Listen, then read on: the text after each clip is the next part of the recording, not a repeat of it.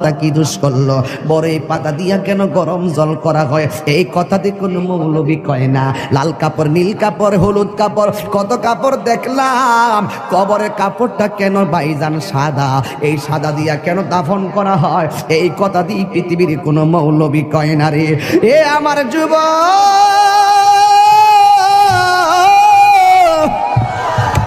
কি দিয়া বুঝাবো কবরটা কেমন ডেঞ্জারাস? কি দিয়া বুঝাবো মরণটা কত কঠিন? কি দিয়া বুঝাবো তাহিরের একটা দিন চলে যাওয়া মানে হলো আমার জীবন থেকে চিরদিনের জন্য দিনটা চলে গেছে। কোটি টাকা দিয়েও এই ঘন্টার সময়টা আনতে পারতাম না। এখন আমি শ্বাস ফালাইতেছি, 1 টাকা বিল দেওয়া লাগে না। নদীর পারে হাওয়া খাই, বিল দেওয়া লাগে না। পল্লী বিদ্যুতের ফ্যান বাতাস খাইলে বিল দেওয়া লাগে। আইসিইউতে ঢুকা গেলে দিনে 50,000 টাকা গোনা লাগে। আমার আল্লাহ যে কত নিয়ামতের বাতাস আমরা ঢুকাইতেছে, বাইরে কইরাইতেছে, 1 টাকা বিল নেই না। আল্লাহ কয় বিল লাগতো না, শুধুমাত্র তোরা 5 বার আইসা কপালটার মাটির মধ্যে লাগাইয়া দিবি। সুবহান রাব্বিয়াল আলা বলবি। দুনিয়ার মালিকের ডিউটি 20 দিন না করলে 20 দিনের বেতন কাটা। আর আমার আল্লাহ তোরা হাজিরা দিছে দৈনিক 5 বার। 1 মাসও হাজিরা দেও না, 2 মাসও দেও না, মাঝে মাঝে সিটারি হাজিরা দাও। কিন্তু আমার আল্লাহ ইচ্ছা করলে তোমার গলার মধ্যে কাটা লাগাইয়া আমার আল্লাহ রিজিকটারে বন্ধ করে দিতে পারে। এরপরও আমার আল্লাহ রিজিক বন্ধ করে না কেন জানো নি? কারণ হলো আমার আল্লাহ কয় আমি আল্লাহ তো মায়া কইরা বানাইছি, মায়া লাগে। আপনি আল্লাহরে বলবেন আল্লাহ, আল্লাহ গো, আল্লাহ গো। এই দুনিয়ায় বিপদে পড়লে কত মানুষ তোরা সহযোগিতা করে, কিন্তু হাসরের ময়দানে কেউ কাউকে চাইবে না। আমার আল্লাহ জবানটারে বন্ধ করে আল্লাহ ওই হাতের সাক্ষী হাত দিবে, পায়ের সাক্ষী পা দিবে। কিছু কিছু মানুষ আমলনামা নেওয়ার জন্য পাগল হয়ে যাবে। আল্লাহ এই আযাব আর সহ্য হয় না, তাড়াতাড়ি ওই তো জান্নাত দাও নাইলে জাহান্নাম দাও, তাড়াতাড়ি আমরা আমলনামা দাও। আল্লাহ বলবে ও ফেরেশতা, এ যখন তাড়াতাড়ি করে তার হাতটারে পেটের ভিতরে ঢুকাই দে। এবার বাম হাতটার পেটের ভিতরে ঢুকাইয়া এই হাতটারে পিছন দিক দিয়ে বাইর করবে। ওই বান্দা বলবে আল্লাহ তোমার কাছে আমলনামা চাইছি, তুমি কেন হাতটার পেটের ভিতরে এত কষ্ট করে ঢুকাইয়া দিলা? আমার তো নারী বুড়ি সেরা গেছে, এই হাতটারে পিছন দিক দিয়ে বাইর করলা। আল্লাহ বলবে তুই না আমলনামা চাইছস, তাহলে পিছন দিক দিয়ে তাকায়া দেখ। এবার ডাক দিয়ে বলবে আল্লাহ আমি তো তাকাইতাম পারি না, পিছনে কি দিছো আমি তো দেখি না। আল্লাহ বলবে ও ফেরেশতারা, ও কি আমলনামা দেখতে চায়? গাটটারে ভাঙ্গা দে।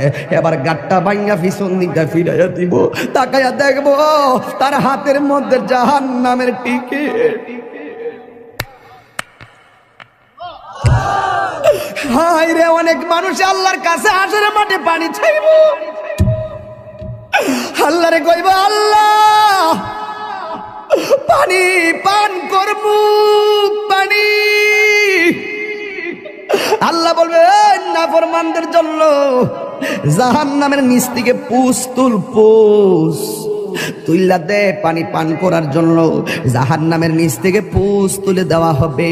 ওই পুষগুলো তারা খাইতে থাকবে, সাথে সাথে জিহ্বাটা গলে পড়ে যাবে। আবার খাবার চাইবে, জাক্কুম নামক ফল দেওয়া হবে, গলার মধ্যে যাইয়া আগুনের কুণ্ডলিপি হয়ে যাবে। এই জন্যই তো মানুষের চেহারা দিয়া কাউরে আল্লাহ দোজখে দিবে না। এই জায়গার মধ্যে পশু পাখির চেহারা লাগাইয়া দোজখে দিবে, কারণ এই চেহারাটা হলো আল্লাহর কুদরতি রহস্য। কথা বলেন ঠিক কিনা? মানুষ হলো আল্লাহর রহস্য। ও যুবক, এই মানুষই আল্লাহ দুনিয়ার দিকে নিব, কত বাহানা কইরা নেয়। ইমানদারের রূহটা যেই মাত্র নিয়ে যাবে, আল্লাহ একটা ফেরেশতারে ডাক দিয়ে বলবে ফেরেশতা জান্নাত থেকে একটা সাদা কাপড় ল। একটা সাদা কাপড় লইব, সাদা কাপড় লইয়া বলবে ইমানদারের কাছে যাও। রূহটা আজরাইলে বের করার সাথে সাথে ওই রূহটারে তুমি কাফন দিয়ে বাইন্ডিং কইরা ফেলাইবা। ও যুবক, এমন ভাবে রূহটারে বাইন্ডিং করব, এমন ভাবে বাইন্ডিং কইরা আসমান দিকে উড়াইয়া লইয়া যাইব, দেখতেই তো বড় ভয় লাগে। এমন ভাবে বুঝি তাহিরিরে বাইন্ডিং করব, এমন ভাবে বুঝি আপনারে বাইন্ডিং করব, দেখলই তো কেমন জানে লাগে। দেখলেই তো কেমন জানে লাগে, এইভাবে বুঝি আমার বাইন্ডিং করবো। আল্লাহ বলে আজরাইল, হো আজরাইল রুহুটা লো। আবার কো জান্নাতের ফেরেশতা আমার ইমানদারের রুহুটারে জান্নাতের সাদা কাপড় দিয়া বাইন্ডিং কইরা ফেলাইবি। এবার ফেরেশতা এসে বাইন্ডিং করে কইরা আসমানের দিকে একটা উড়াল মারে। এবার আসমানে যায়, প্রথম আকাশের ফেরেশতা কই ও ফেরেশতা যাওয়ার সময় দেখছি তোমার কোনো ঘ্রাণ নাই, কিন্তু এখন কোথায় থেকে খুশবু আসতেছে? কই এটা হইলো কথার কথা বলতেছে আর কি, যদি বাড়ি উড়ার ইমানদার হয় এমনে বলবে এটা হইলো বাড়ি উড়ার ইমানদারের রুহু লইয়া যাইতেছি। সাথে সাথে প্রথম আকাশের ফেরেশতা এই রুহুটারে সালাম দিব। এবার দ্বিতীয় আসমানে গেলে সালাম দিব, তৃতীয় আকাশে গেলেও সালাম দিব, চতুর্থ আকাশে গেলেও সালাম দিব, পঞ্চম আকাশে গেলেও সালাম দিব, ষষ্ঠ আকাশে গেলেও সালাম দিব, সপ্তম আকাশে গেলেও সালাম দিব রে বাবা। এবার যাওয়ার পরে আমার আল্লাহ ডাক দিয়া কয় ও ফেরেশতা আর সামনে নিস না, আমি আল্লাহ ইমানদারের জন্য একটা বাড়ি বানাইছি। আর সামনে নিস না গো, আমি আল্লাহ একটা বাড়ি বানাইছি। ওই বাড়িটার নাম কি? বাড়ির নাম হলো কোরআনের ভাষায় হলো ইল্লিন। এই রুহুটারে ইল্লিনে রাইখা দে। আর এই দিক দিয়ে বাড়ি উড়ার এই আমার বাবার বডিটারে বাইন্ডিং করবার লাইগা বাড়ি উড়ার দোকান থেকে সাদা কাপড় আইনা বডিটারে বাইন্ডিং করলো। মানুষ আইব রে এক নজর দেখিতে, মানুষ আইব রে। বিষয়টা দিছেন খুব কঠিন। মানুষ আইব রে এক নজর দেখিতে, মানুষ আইব রে। দেহ কাচার অচিন পাখি, দেহ কাচার ও চিন পাখি উইরা যেদিন যাইব রে এক নজর দেখিতে, মানুষ আইব। 1000 টাকা দিতেছে, অনেকে 500 টাকা দিতেছে, 100 টাকা দিতেছে, অনেকে 10 টাকা দিতেছে। আল্লাহ এই মাহফিলে হাজার হাজার মানুষ যারা এই মাদ্রাসার জন্য টাকা দিয়ে দিতেছে, টাকা দেওয়ার প্রতিযোগিতায় মাঠে নেমে গেছে। আল্লাহ মেহেরবানি করে তুমি সবার দান গুলাকে তোমার দরবারে কবুল আর মঞ্জুর করে নাও। জোরে জোরে বলো না আমিন। আমার যুবক ভাইরা, এরপরে যদি কেউ দিলটা নরম করে মাহফিলের জন্য মাঝে মাঝে 10,000 5,000 টাকা দিতে চান, আমার একটু মেহেরবানি করে বলবেন, আমি ওয়াজের মাঝখানে সবাই নিয়ে আপনার জন্য দোয়া করে দিয়ে যাব। মা বোনদেরকে বলবো, মা এই মাদ্রাসার জন্য 1,000 টাকা হলো আপনি দিয়া দেন। আপনার 1,000 টাকা নিয়ে আমরা গর্ব কইরা মাঠে যাইয়া মার্কেটে যাইয়া 2 বস্তা সিমেন্ট আইনা মাদ্রাসার কাজে লাগাইতে পারবো। একদিন আপনি থাকবেন না, এই টাকাগুলা একদিন মিজানের পাল্লাই কথা বলবে। এই দুনিয়ায় চিরদিন আমরা থাকবো না গো। ব্যাংকের মধ্যে টাকা আছে, এই টাকা দিতে চান না, ব্যবসার টাকা আছে দিতে চান না, কিন্তু একটা কথা মনে রাখবেন, মরণের কালে গেলে আপনার কবরের পা যাওয়ার আগে আগে মরণ আপনার সামনে আসবে। আপনার পাশে আপনার সন্তান বসে থাকবে, আপনার পাশে আপনার আপনজন বসে থাকবে, কিন্তু আপনার মরণের কষ্টের ভাগ আপনার সন্তান নিবে না। আপনার কবরে যদি আযাব হইব, এই কবরের আযাবের ভাগ আপনার সন্তান নিবে না, কিন্তু আপনার সন্তান ঠিকই আপনার ব্যাংকের টাকার ভাগ নেওয়ার জন্য কামরা কামড়ি শুরু করবে। আপনার সন্তান জমিনের ভাগ নেওয়ার জন্য পাগল হয়ে যাবে, কিন্তু আপনার কবরের ভাগ আপনার সন্তান নিবে না। এই জন্য আল্লাহ রাব্বুল আলামিন বলেছেন, মিনহা খলাকনাকুম ওয়া ফিহা নুঈদুকুম ওয়া মিনহা নুখরিজুকুম তারাতান উখরা। এই তো আমি পেয়ে গেলাম। দেখছেন ওয়াজের ভিতরে উত্তরপাড়া সিদ্দিক মিয়া মাছ ব্যাপারী, তিনি দিয়া দিলেন মাদ্রাসার জন্য ৫,০০০ টাকা। এই ৫,০০০ টাকা আমার কাছে ৫ কোটি টাকা মনে হয়। এই টাকাগুলা মাদ্রাসার কাজে লেগে গেলে একদিন হয়তো সে কবরে চলে যাবে, এই সওয়াবটা তার কবরে ফ্লেক্সি হতে থাকবে। আল্লাহ আপনি তার দানটাকে কবুল আর মঞ্জুর করে নেন। সবাই জবানটা খুলে বলুন আমিন।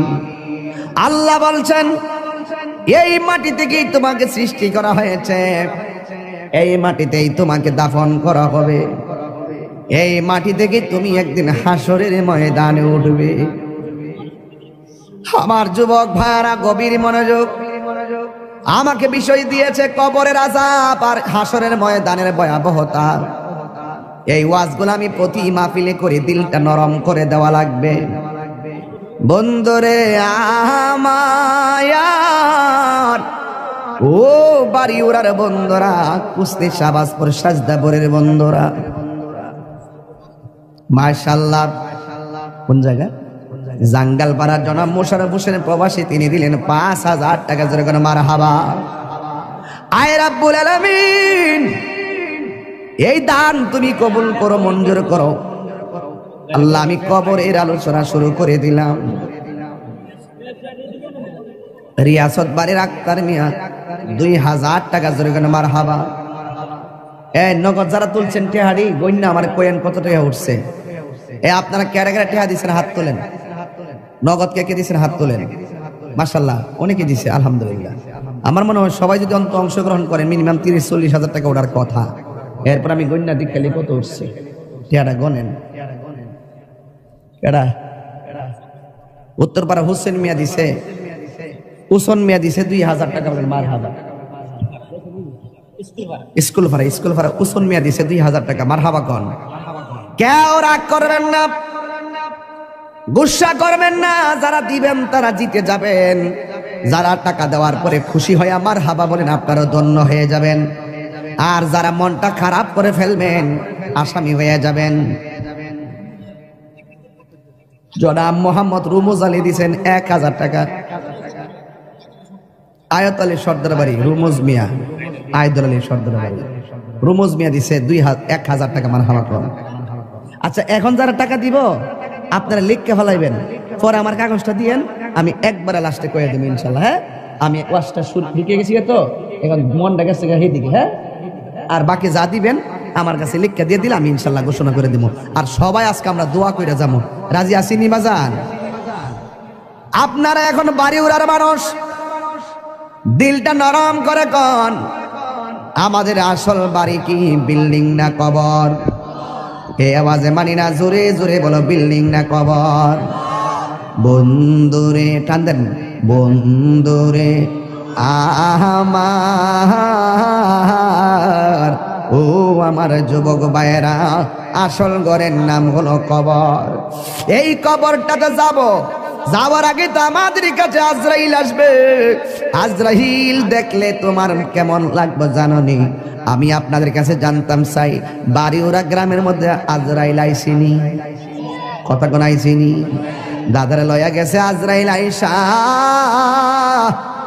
দাদিরে নিয়ে গেছে আজরাইল আইসা, আমারও নিয়ে যাইব আজরাইল আইসা। আমার নবী বলে আজরাইল বড় ভয়ঙ্কর জিনিস। এই আজরাইলের চেহারাটা দেখলে অনেক মানুষের হাড্ডিগুলা খুলে যাবে। আজরাইলের চেহারা দেখলে অনেকের রগগুলা টাস টাস করে ছিঁড়ে যাবে। আজরাইলের চেহারা দেখলে অনেকের হাড্ডিগুলা চুরমার হয়ে যাবে। এই মুহূর্তে যদি বাড়িওরা আইল্যান্ডের মধ্যে মোটর সাইকেল একটা উল্টায় পইরা যায়, পা ভাঙ্গা যায়, এক্সরে মেশিন দিয়ে ট্রাই করে কেমন ভাবে ভাঙছে। এই দুনিয়ার ভাঙ্গার মধ্যে পরীক্ষা করে দেখে কেমনে পাটা ভাঙছে। কিন্তু আজরাইলের থাবাই যে তোমার হাড্ডি চুরমার হয়ে যাবে, এটা ধরার মতন কোনো মেশিন এখন আবিষ্কার হয় নাই। যেমন ভাবে হায়াত কিনার ফ্যাক্টরি এখনো আবিষ্কার হয় নাই। কথা বলেন ঠিক কিনা? আমার যুবক ভাইয়েরা, আমার নবী বলেন আজরাইল দেখলে বেঈমানগুলো এমন পাগল হয়ে যাবে,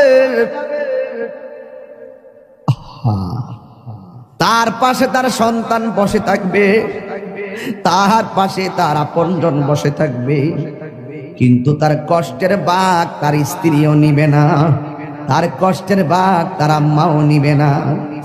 এই জন্যই তো আমার নবী বলেছেন পৃথিবীর মধ্যে মানুষের দুইটা সিস্টেম, একটা হলো বেঈমানের জিন্দেগি, আর একটা হলো ইমানদারের জিন্দেগি।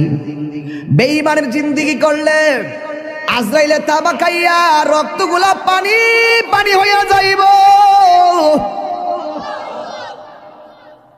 পানি পানি হইয়া যাইব, মনের দুঃখ বলার কোনো জায়গা থাকবে না। কিন্তু যদি ইমানদার হতে পারো, ইমানদার হইলে তোমার কাছে আজরাইল আসবে, আয়েশা ঘরের দরজার মধ্যে আজরাইলে তোমার সালাম দিব, জোরে জোরে কি আল্লাহু আকবার বলা যাবে না? যুবক, আজরাইল আয়েশা তোমার সালাম দিয়া বলবে, আল্লাহ আমারে পাঠাইছে আপনার হায়াতের জিন্দেগির শেষ দিকে, এখন আপনার রূহটা নিয়ে যাবো। ইমানদার বলবে, আজরাইল আর দেরি করো না, তাড়াতাড়ি আমার রূহটারে লইয়া যাও, আমার এই দুনিয়া ভালো লাগে না গো। আর দুনিয়া সিজনুল মুমিনিন, দুনিয়াটা হলো মুমিনের জন্য জেলখানা। বেঈমানরা মনে করে এই দুনিয়াটা হলো একমাত্র বালাখানা। ইমানদার ডাক দিয়া বলবে, ও আজরাইল আমার রূহটারে তাড়াতাড়ি লইয়া যাও, এই দুনিয়ায় আমার ভালো লাগে না। এবার ইমানদারকে আজরাইল বলবে, ঠিক আছে আপনি প্রস্তুতি নেন। এবার আজরাইল বলবে, তোমার রূহটার আমি মুখ দিয়া নিতেছি। ইমানদার বলবে, এই মুখ দিয়া রূহ নিতে দিব না, কারণ এই জবান দিয়ে আমি আল্লাহর জিকির করেছি, তাইলে তোমার রূহটা আমি কান দিয়া নিয়ে যাব। ইমানদার বলবে, না কান দিয়া নিতে দিব না, এই কান দিয়ে আমি আল্লাহর জিকির শুনেছি। আজরাইলে বলবে, ও ইমানদার তোমার চোখ দিয়া রূহ নিয়ে যাবো। ইমানদার বলবে, না না না না, এই চোখ দিয়ে আমার আল্লাহর কুদরত দেখে দেখে আমি আল্লাহরে গবেষণা করেছি, এই চোখ দিয়ে রূহ নিতে দিব না। আল্লাহ ডাক দিয়া বলবে, আজরাইল। আজরাইল বলবে, আল্লাহ তোমার প্রেমিকে মুখ দিয়া রূহ নিতে দেয় না, তোমার প্রেমিকে কান দিয়া রূহ নিতে দেয় না, তোমার প্রেমিকে চোখ দিয়া রূহ নিতে দেয় না। আমার আল্লাহ বলে, আজরাইল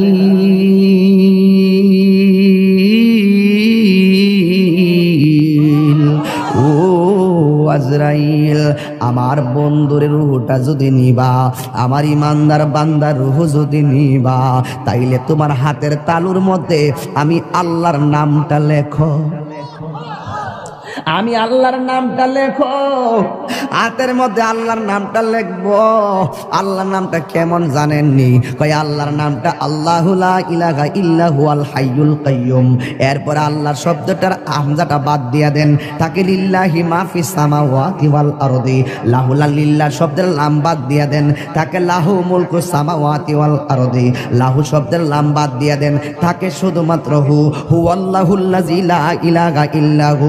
এই জন্য আল্লাহর নামটা হলো আমার আল্লাহর ইসমে জাতের নাম। কথা বলেন ঠিক না? अल्लाह अल्लाह क्या मुबारक नाम है, अल्लाह अल्लाह आशिकों का काम है। मकान चुश्ती नमाजी बंज़गाना फवाइलुल लिल मुसल्लिन अल्लज़ीना। जोरे जोरे के अल्लाहु আকবার বলা যাবে না। আমার যুবক, আজরাইল ইমানদার চোখের সামনে আল্লাহর নামটা যখন দেখবে, ওই ইমানদার আল্লাহর নামটা যখন দেখবে, সারা জীবন সে আল্লাহর নামে ফানা ছিল, সারা জীবন সে নবীর প্রেমে ফানা ছিল। ও যুবক রে, ইমানদার যখন শুইয়া শুইয়া আল্লাহর নামটা দেখবো, তখন ইমানদার আল্লাহর নামের উপরে ফানা হইয়া যাবে। ও আমার দয়াল নামে এত গো মধু,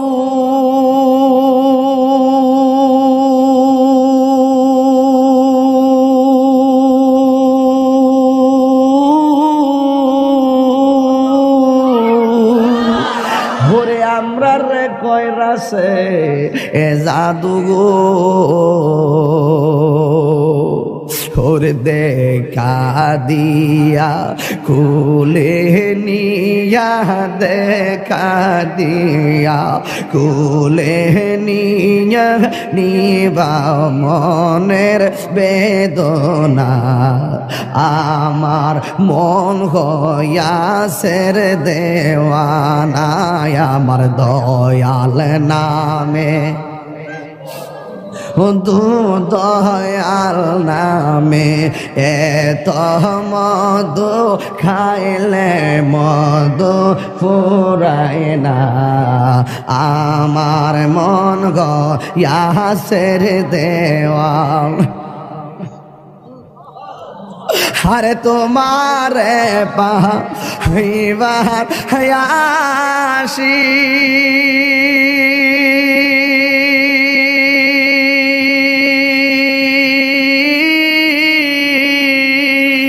ঘুরতেছি কাঙালের বেশে গো ওরে মরণ কালে দেখা দিয়া মরণ কালে দিয়া নিবা ইয় যাত না আমার মন হইয়াছে রে দেওয়া না দয়ালে নামে এত মধু দয়াল নামে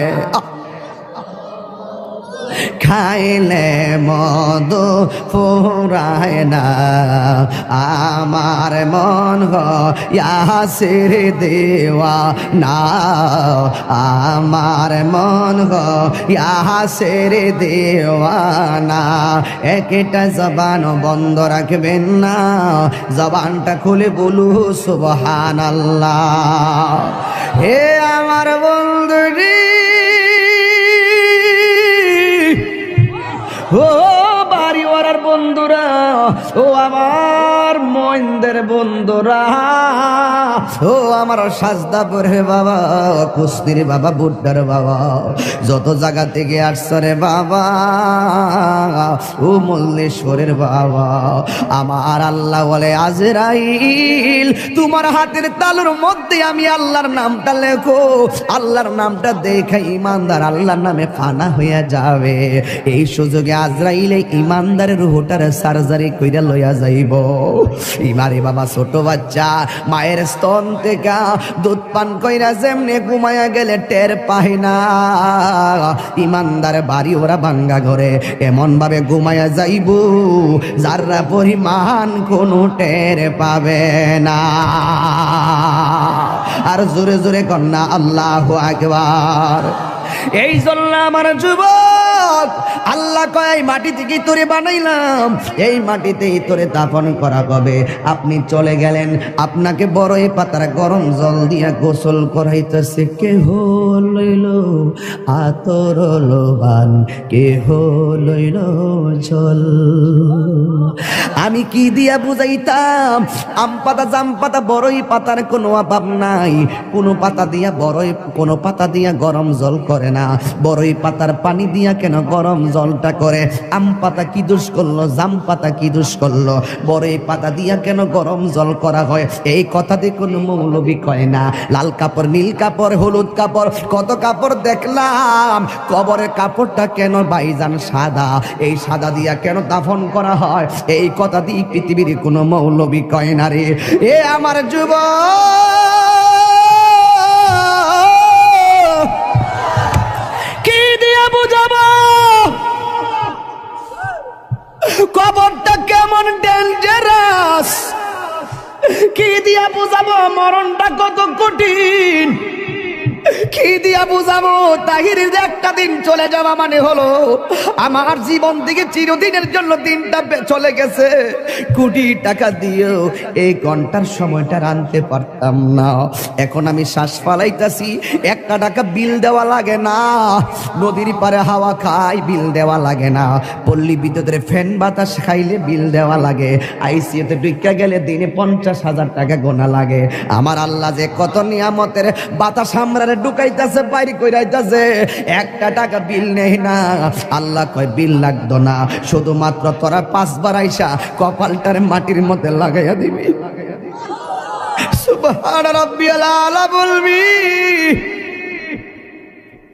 দুনিয়ার মালিকের ডিউটি 20 দিন না করলে 20 দিনের বেতন কাটা। আর আমার আল্লাহ তোরে হাজিরা দিছে দৈনিক 5 বার। 1 মাসও হাজিরা দেও না, 2 মাসও দেও না, মাঝে মাঝে সিটারি হাজিরা দাও, কিন্তু আমার আল্লাহ ইচ্ছা করলে তোমার গলার মধ্যে কাটা লাগাইয়া আমার আল্লাহ রিজিকটারে বন্ধ করে দিতে পারে। এরপরও আমার আল্লাহ রিজিক বন্ধ করে না কেন জানো নি? কারণ হলো আমার আল্লাহ কয় আমি আল্লাহ তোরে মায়া কইরা বানাইছি, মায়া লাগে।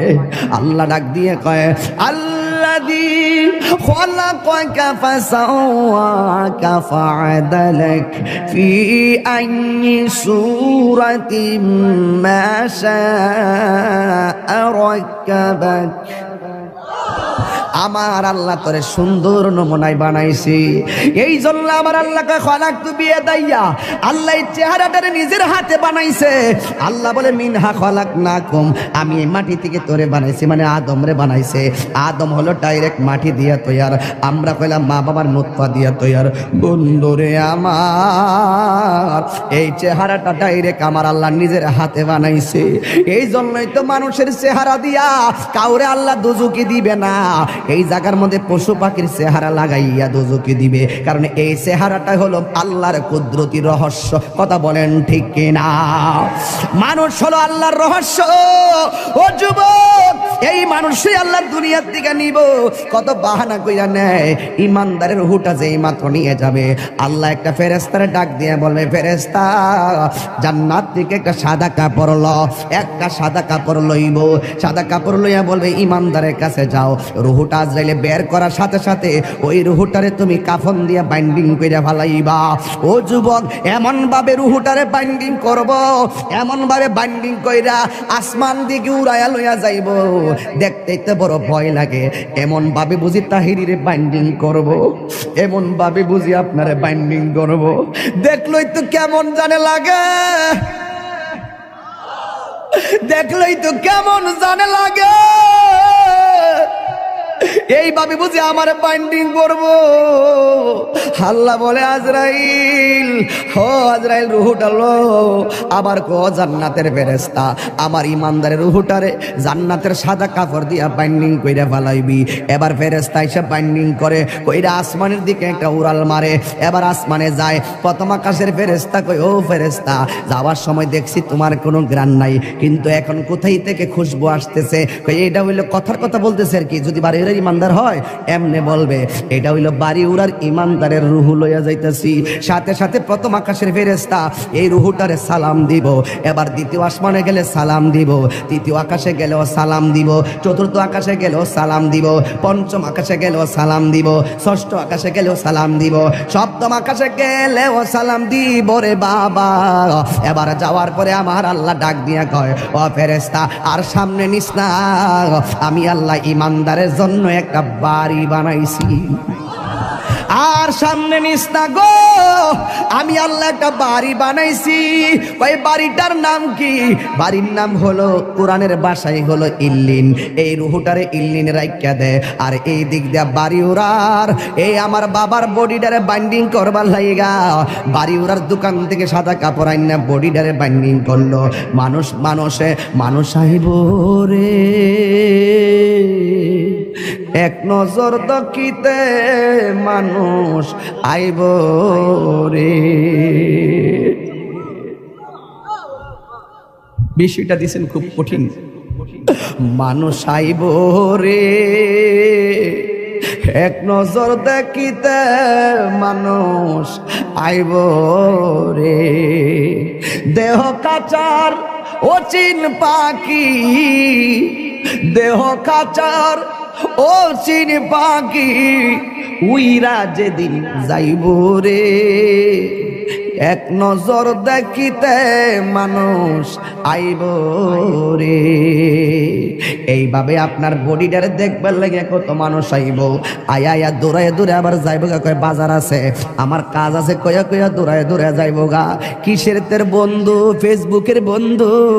এই বন্ধু তোরে দেখার জন্য একটা মিনিটের জন্য আইব, আয়া কোন রকম দেখে আবার বন্ধু তোরে ফালাইয়া যাইব গা। কিসের তোমার বন্ধু? কয়েকটা মিনিটের জন্য জানাজার ময়দানে যাইব, ভালো করে মাটিও দিবে না, কয়ে ক্রিকেট খেলা আছে এই কথা বইলা বন্ধু চলে যাবে। তার মানে বোঝা গেল এই দুনিয়ার বন্ধু তোমার কবরের আপন না, যিনি কবরে আপন হবে তিনি আছে শাহে মদিনা। কথা বলেন ঠিক কিনা? হাত তুলে বলো ঠিক কিনা বলো। আমার নবী কবর আসার ক্ষমতা আছে না? না তাকবীর, আরে রিসালাত, নির্বুদ্ধি গায়সউদ্দিন তাহরি সাহেব, আরে তাকবীর। আল্লাহু আকবার বলেন। এবার ইমানদারের রুহু হলো ইল্লিনে, বডি হলো বাড়িউরা। ইমানদারের রুহুরে বাইন্ডিং করে লইয়া গেছে জান্নাতের কাপড় দিয়ে আমার আল্লাহ, আর এই বাড়িউরার ইমানদারের বডিটারে বাইন্ডিং করবার লাগে বাড়িউরার কাপড় আইনা কবর লয়ে যেতেছে।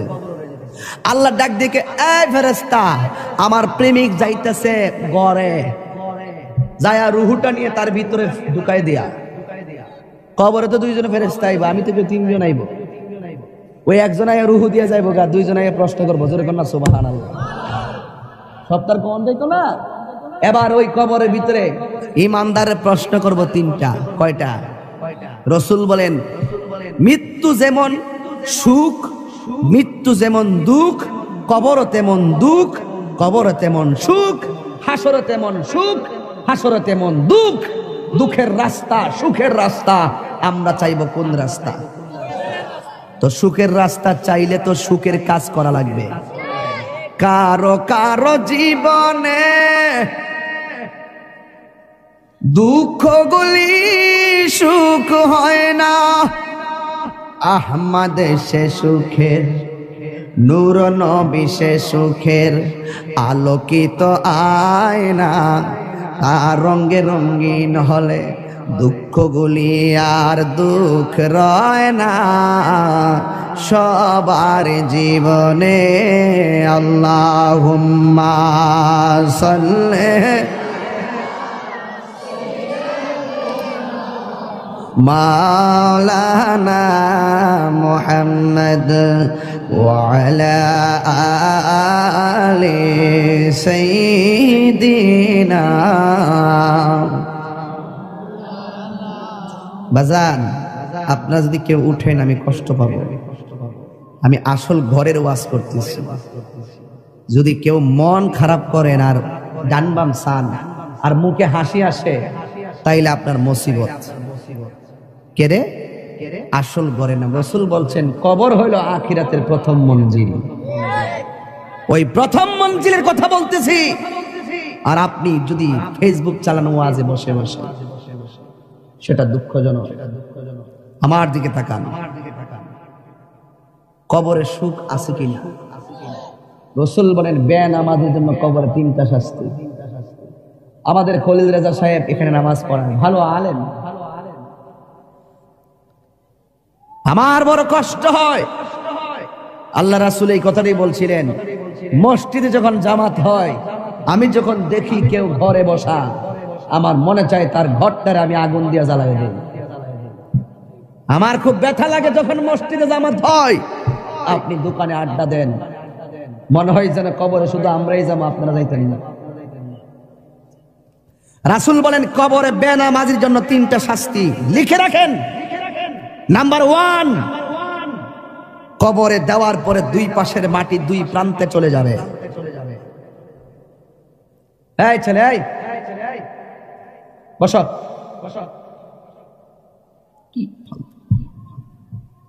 এই ছেলেরা, কবরে বেনামাজের জন্য কয়টা শাস্তি বলছি? আজকে থেকে পরিপূর্ণ মাদ্রাসা থেকে একটা হেদায়েতের বার্তা নিয়ে যাও। কয়টা শাস্তি বলছি ভাই? নাম্বার 1, কবরে লাশ দেওয়ার পরে দুই পাশের মাটি দুই প্রান্তে চলে যাবে। বলবেন এটা কিভাবে সম্ভব? দুই প্রান্তের মাটি দুই প্রান্তে যাবে কিভাবে? আজরাইলে কত বড় জানেন? যার মাথায় 7 সমুদ্র 13 নদীর পানি দিলেও 1 ফোঁটা পানি জমিনে পড়বে না। যার 1 মুষ্টি মাটি সমান সমান 70 মন। 1 মুষ্টি মাটি আদম রেজে বানাইছিল 1 মুষ্টি উড়ে আইসা 1 মুষ্টি মাটি সমান সমান 40 মতান্তরে 70 মন। তাহলে উনি কত বড় দেহের অধিকারী।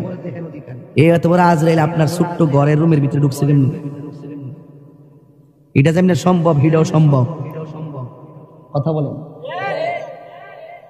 2 প্রান্তে চলে যাবে। বেনামাজির জন্য কবরে 3টা শাস্তির একটা শাস্তি হলো 2 পাশের মাটিগুলো এসে তোমাকে এমন জোরে চাপা দিবে, ডান পাশের হাড্ডিগুলো বাম পাশের ভিতরে ঢুকে যাবে। বাম পাশের হাড্ডিগুলো ডান পাশের ভিতরে ঢুকে যাবে। রাসূল কি বার্তা দিয়েছে শুনেন। আল্লাহর হাবিব বলছেন ওই সময় সে একটা চিৎকার যে দিবে, এই কান্নার আওয়াজ যদি তার পরিবার পরিজন দুনিয়ার মানুষ শুনতো, তাহলে ওই মানুষটার কানের পর্দা ফেটে সাথে সাথে মারা যেত। আল্লাহ! বিকট আওয়াজ হবে। রাসূল বলেন এই আওয়াজ যদি পৃথিবীর কাহারও কানে লাগতো, তাহলে মানুষের পর্দা কানের পর্দা ফেটে মারা যেত। গরু ছাগল চতুষ্পদ জন্তু যারা, তারা কবরের আযাবের আওয়াজ শুনে। আপনি জানেন না তো, হাদিসের ভাষায় দেখেছি কবরের ভিতরে মানুষগুলা যে কান্নাকাটি করে, এত ভয়ঙ্কর হাউমাউ, ঝগড়া লাগলে না কাউ কাউ কি আওয়াজ হয়, আল্লাহ বাঁচাও, আর পারছি না, আল্লাহ তিনি বাঁচাও, আর আগুন সহ্য হয় না, সাপের দংশন সহ্য হয় না। মাঝে মাঝে দেখবেন গরু ছাগলগুলো ঘাস খায়, হুট করে দাঁড়ায় থাকে, হুট করে রশি ছিঁড়ে দৌড় মারে। কেন? ওরা কবরে আযাবের কান্নাকাটির আওয়াজ শুনে। এই কাউ মাউ যদি দুনিয়ার মানুষ শুনতো, রাসূলকে জিজ্ঞেস করে, রাসূল চতুষ্পদ জন্তু কথা বলতে পারে না, তারা কবরে আওয়াজ শুনে, মানুষ কেন শুনে না? রাসূল উত্তর দিলেন, মানুষ যদি কবরে আযাব শুনতো, তাইলে মানুষ দিন দরদ ছাইরা দিয়া মানুষ পাগল হইয়া হার্ট ফিল হইয়া মারা যেত। গভীর মনোযোগ। কবরের আলোচনা করতে বলেছেন, তাই সাইড লড়ব না। মাটি তোমাকে এমন ভাবে চাপা দিবে, কোটিপতি হইয়া কবরে দোহাই দিলে চলবে না আমি কোটিপতি ছিলাম। এই কবরের মাটি তোমাকে মাটির সঙ্গে মিশাবে, কিন্তু মরণ হবে না। আপনি আল্লাহকে বলবেন, আল্লাহ আর সহ্য হয় না, একবারে আমরা মাইরা ফালাও, হাড্ডিগুলো গোড়া হয়ে গেছে, আর সহ্য হয় না গো মালিক। এই হলো বেনামাজির কবরের মাটির আযাব। এখন বলবেন মাটি কেন চাপা দিব, তার রহস্য কি শুনে যান। এই মাটির উপরে চইল আল্লাহ কয়, মিনহা খলাকনাকুম, এই মাটি দিয়ে তোমাকে সৃজন করা হয়েছে, ওয়া ফিহা নুঈদুকুম, এই মাটিতেই তোমাকে দাফন করা হবে। মাটি কেন চাপা দিবে জানোনি? এই মাটির উপরে চলে চলে তুমি আল্লাহর সঙ্গে নাফরমানি করেছো, এই জন্য মাটি তোমাকে চাপা দিয়ে মাটি প্রতিশোধ নিবে। এই জন্য যুবক, রাত্রে গুনাহ করতে গেলে খেয়াল কইরো কবর আযাবের কথা, উপেনে গুনাহ করতে গেলে আল্লাহর কথা চিন্তা কইরো। কেউ জানে না, একজন জানে সব কথা, জবানটা খুলে বলুন তিনি কে। বেনামাজির জন্য প্রথম শাস্তি হলো কবরের মাটির চাপ। এখন বলবেন হুজুর 2 নম্বর শাস্তি কি? 2 নম্বর শাস্তি হলো কবরে দেওয়ার পরে জাহান্নামের আগুনের একটা উত্তাপ দেওয়া হবে। এই উত্তাপটা দুনিয়ার আগুনের 70 গুণ বেশি তাপ হবে। আল্লাহরে বলবা, আল্লাহ আর সহ্য হয় না, বাঁচাও। কিন্তু ওই জায়গার মধ্যে আগুন নিভাইবার কোনো ফায়ার সার্ভিস নাই। এই মুহূর্তে তাহিরির উপরে যদি আক্রমণ আসে, কিছু লোক হলেও আপনারা আমার পক্ষে কথা বলবেন। খলিল সাহেবের উপরে আক্রমণ আসলে কিছু লোক হলেও আপনারা কথা বলবেন। বাড়ি ওরা যদি একটা বংশের নাম কোনটান দিয়ে চেয়ারম্যান সাহেব, চেয়ারম্যান সাহেবের বাড়িতে যদি আগুন লাগে,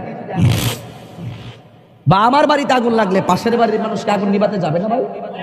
যাবে না? যাবে না?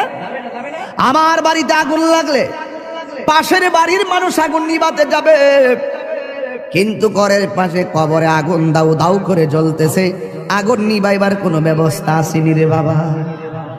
এই জন্য বেনামাজির কবরে আগুন ধরে দিবে, অবস্থা ভয়াবহ হবে।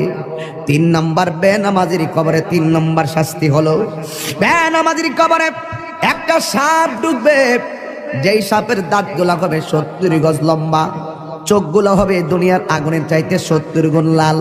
ওই সাপটার মাথায় থাকবে মহিলাদের চুলের গোছার মতন চুল। ওই সাপের গায়ের মধ্যে দুর্গন্ধ থাকবে। আমরা একটা সাপের দুর্গন্ধ সহ্য করতে পারি না, নাকে ধরে যাই, লাশের গন্ধ সহ্য করতে পারি না। কিন্তু ওই সাপের গায়ের মধ্যে এমন দুর্গন্ধ থাকবে গো, এই সাপের দুর্গন্ধ যদি কাহারো নাকের মধ্যে লাগতো, ওই মানুষটা কলেরা হইয়া সাথে সাথে মারা যাইত। এমন দুর্গন্ধ সাপ কবরে ঢুকাইয়া দেওয়া হবে।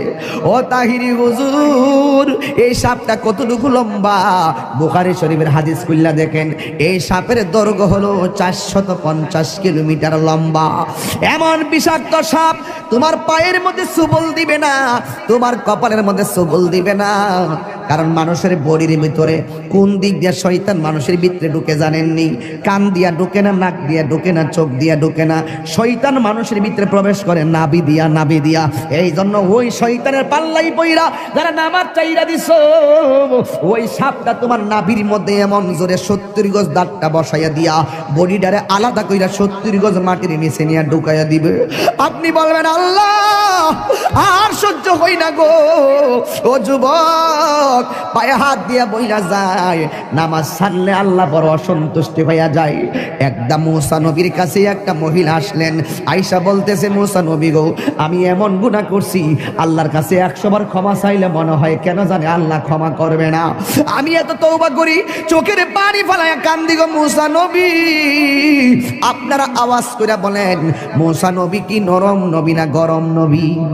মুসা নবীর আয়েশা বলে, নবী গো, আমি এমন গুনাহ করছি আমার আল্লাহ ছাড়া কেউ জানে না, কিন্তু আমি এমন ভাবি আল্লাহর কাছে ক্ষমা চাই, কিন্তু আমার আল্লাহ ক্ষমা করবে কিনা আমি জানি না। কেন জানে মনে হয় আমার আল্লাহ আমাকে ক্ষমা করবে না। এবার মুসা নবী ডাক দিয়ে, ও পাগলি, তুমি কি এমন গুনাহ করছো যে এই গুনার কারণে আল্লাহর কাছে তওবা করার পরও তোমাকে তওবাটা কবুল হবে কিনা তুমি মনে করতে পারো না? এবার মহিলা ডাক দিয়ে বলে, নবী গো, আপনি তো আল্লাহর সঙ্গে কথা বলেন, আপনি আল্লাহরে যাইয়া আমার নামটা ধরে কইবেন, আমি মহিলার দোয়া আল্লাহ কবুল করছেনি, আমার গুনাহগুলো আল্লাহ মাফ করছেনি।